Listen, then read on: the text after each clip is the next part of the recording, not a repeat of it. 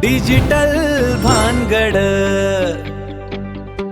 24 मार्चची तारीख ठरलेली असताना ब्रिटिश सरकारने घाबरून 23 मार्चच्या काळोख्या रात्रीच भगतसिंह, सुखदेव आणि राजगुरूंना फाशी का दिली? असा कोणता इतिहास आहे जो आजही आपल्यापासून लपवला गेलाय?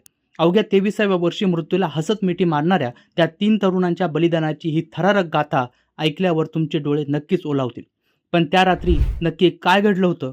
तुरुंगाची भिंत तोडून मृतदेह चोरून नेण्याची नामुष्की ब्रिटिशांवर का आली? आजच्या डिजिटल भानगडमध्ये आपण उलगडणार आहोत शहीद दिनाचं ते सत्य, जे प्रत्येक भारतीयांचं रक्त सळसळवायला भाग पाडेल. शेवटपर्यंत नक्की पहा, कारण हा केवळ इतिहास नाही तर आपली अस्मिता आहे. नमस्कार मंडळी, तुम्ही पाहताय डिजिटल भानगड.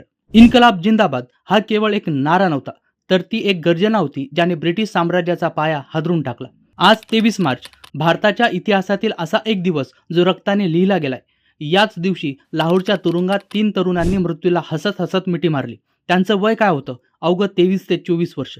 आज आपण ज्या वयात करिअर आणि भविष्याची चिंता करतोय, त्या वयात भगतसिंह, सुखदेव आणि राजगुरू यांनी देशाच्या स्वातंत्र्यासाठी फासाचे दोर सुंबले होते. आजच्या या विशेष भागात आपण पाहणार आहोत त्या बलिदानाची ती गाथा, जो इतिहास कदाचित पुस्तकांच्या पानात हरवलेला आहे. ही कथा सुरू होते 17 डिसेंबर 1928 रोजी. लाला लजपतराय यांच्यावर झालेला लाठी हल्ल्याचा बदला घेण्यासाठी भगतसिंह, राजगुरू आणि सुखदेव यांनी लाहोरमध्ये पोलीस अधिकारी सँडर्सला यमसदनास पाठवले. त्यानंतर 8 एप्रिल 1929 रोजी दिल्लीच्या सेंट्रल असेंब्लीमध्ये रिकाम्या जागेवर बॉम्ब फेकून त्यांनी स्वतःला अटक करून घेतली. त्यांचा उद्देश कोणाला मारणं नव्हता, तर बधिरांना ऐकू जावं यासाठी आवाज करणे हा होता. अटकेनंतर लाहोरच्या मध्यवर्ती तुरुंगात या तिघांना ठेवण्यात आलं. पण तुरुंगात गेल्यावर ते शांत बसले नाहीत. राजकीय कैद्यांना मिळणाऱ्या वागणुकीच्या विरोधात त्यांनी ऐतिहासिक उपोषण केलं. तब्बल 116 दिवस चाललेल्या या उपोषणानं ब्रिटिश प्रशासनाची झोप उडवली होती. भगतसिंह तुरुंगात असताना सतत वाचन आणि लेखन करत असत. मी नास्तिक का आहे यांसारखे क्रांतिकारी विचार त्यांनी याच काळात जगासमोर मांडले.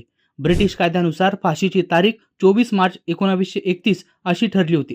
पण संपूर्ण देशात प्रचंड जनक्षोभ निर्माण झाला होता. लाहोर तुरुंगाबाहेर हजारो लोकांची गर्दी झाली होती.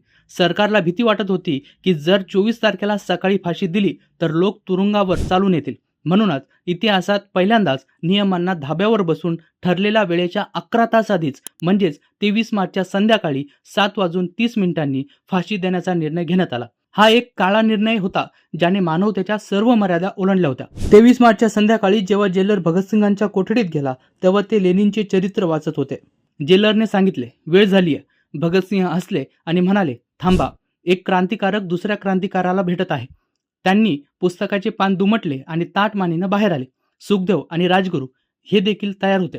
या तिघांनी एकमेकांना मिठी मारली आणि देशभक्तीपर गाणे गुणगुणू लागले. फाशीच्या चौथऱ्यावर उभा राहिल्यावर त्यांच्या चेहऱ्यावर भीतीचा लवलेशही नव्हता.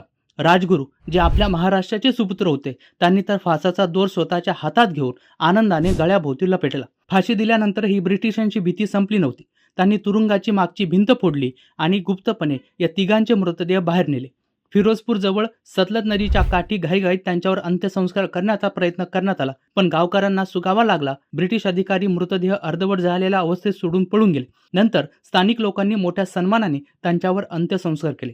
आजच्या डिजिटल युगात सोशल मीडियावर अनेकदा या महापुरुषांबद्दल चुकीची माहिती पसरवली जाते, पण आपल्याला सतर्क राहून मूळ दस्तऐवज वाचण्याची गरज आहे. या बलिदानातून आपण निर्भयता, अभ्यास आणि एकतेची शिकवण घेतली पाहिजे. भगतसिंहाच्या हातात पिस्तूल जितकी शोभत होती, तितकेच पुस्तकही शोभत होते, हे आपण विसरता कामा नये. मित्रांनो, 23 मार्च हा केवळ एक कॅलेंडरवरचा दिवस नाही, हे त्या रक्ताचे स्मरण आहे ज्याने आपल्या स्वातंत्र्याची पहाट आणली. भगतसिंगांनी एकदा म्हटलं होतं, व्यक्तींना मारणं सोपं आहे, पण विचारांना तुम्ही मारू शकत नाही. आज ते आपल्यात नाहीत, पण त्यांचे विचार आजही प्रत्येक अन्यायाविरुद्ध लढणाऱ्या तरुणांच्या रक्तात जिवंत आहेत. या 3 वीरांच्या बलिदानाला डिजिटल भानगडतर्फे कोटी कोटी प्रणाम. तुम्हाला हा व्हिडिओ कसा वाटला ते कमेंटमध्ये नक्कीच कळवा. त्याचबरोबर कमेंटमध्ये इन्कलाब जिंदाबाद लिहायला विसरू नका. आणि या महान क्रांतिकारकाचा इतिहास प्रत्येकापर्यंत पोहोचवण्यासाठी हा व्हिडिओ जास्तीत जास्त शेअर करा. डिजिटल भानगड.